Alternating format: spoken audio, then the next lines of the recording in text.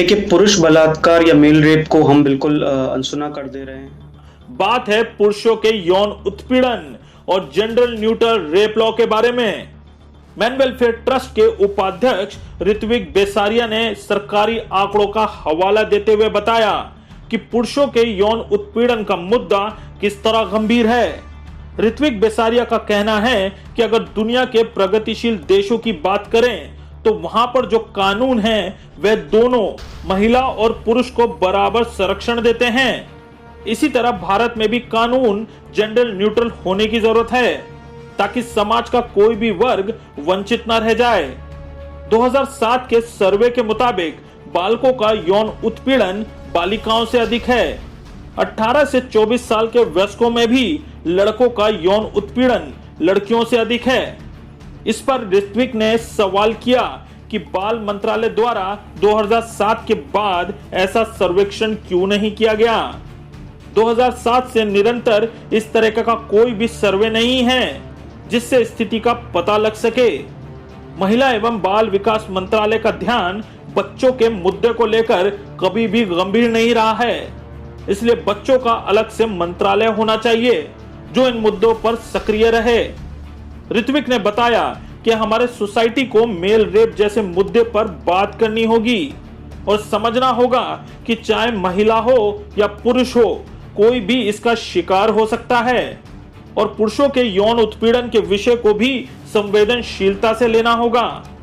संभवतः इसलिए पुरुषों के अधिकार के लिए मैन वेलफेयर ट्रस्ट के कार्यकर्ता बाल मंत्रालय को अलग करने पर ध्यान केंद्रित करने की मांग कर रहे हैं। हमारे साथ खास बातचीत में ऋत्विक बेसारिया ने क्या देखिए, पुरुष बलात्कार या मेल रेप को हम बिल्कुल अनसुना कर दे रहे हैं। हमारी सोसाइटी, हमारे कानून इसको बिल्कुल अनदेखा कर रहे हैं और कहीं ना कहीं हम लोग का इस पे ध्यान ही नहीं जाता, जबकि सच्चाई कुछ और है।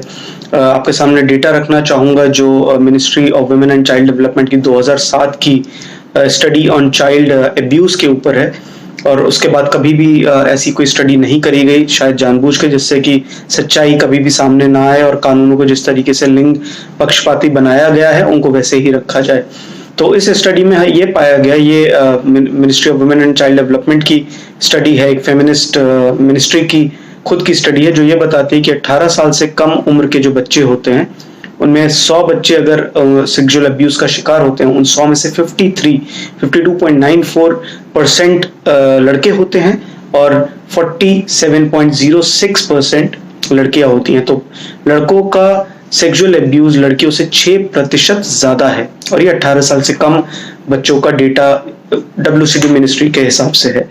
इसी रिपोर्ट में यंग एडल्ट्स का डेटा जो हमें बताता है वो ये बताता है कि जो 18 to 24 ईयर्स के यंग एडल्ट्स हैं, 18 से 24 साल के जो यंग एडल्ट्स हैं, उनके केस में 100 केसेस में से 60% लड़के होते हैं, 40% लड़कियां होती हैं। तो ये जो आंकड़ा, जो 6% का गैप था, ये उम्र के साथ 20% पहुंच जाता है।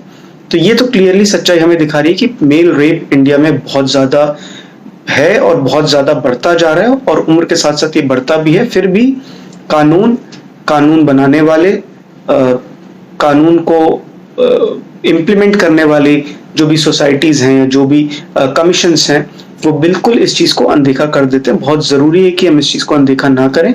और इस रिपोर्ट में ये भी बताया गया है कि परपेट्रेटर्स, जो करने वाले लोग हैं, वो सिर्फ एक पर्टिकुलर जेंडर, एक पर्टिकुलर लिंग के, एक पर्टिकुलर जेंडर के या मेल नहीं है, ये हर जेंडर के हैं, मेल भी हैं और फीमेल भी हैं। तो इसलिए बहुत जरूरी है कि रेप लॉ को बिना किसी एज डिफरेंस के 100% उसे जेंडर न्यूट्रल बनाया जाए। यही हमारी मांग रही है और इसी ऐसी ही हेल्पलाइन पे हमारे कॉल्स बहुत आती हैं, 8882498498, जिसमें कि मेल रेप के जो विक्टिम्स होते हैं वो सुसाइड नहीं करके अगर हिम्मत जुटा के वो हमसे बात करते हैं तो हम उनको एटलीस्ट इतनी मदद दे पाते हैं कि उनको हम एक लिसनिंग स्पेस दे पाते हैं। तो हमारे पास ऐसे बहुत केसेस आते हैं, लेकिन अनफॉर्चुनेटली क्योंकि कानून में इसकी कोई जगह नहीं है, इस वजह से हम इसमें कुछ खास कर नहीं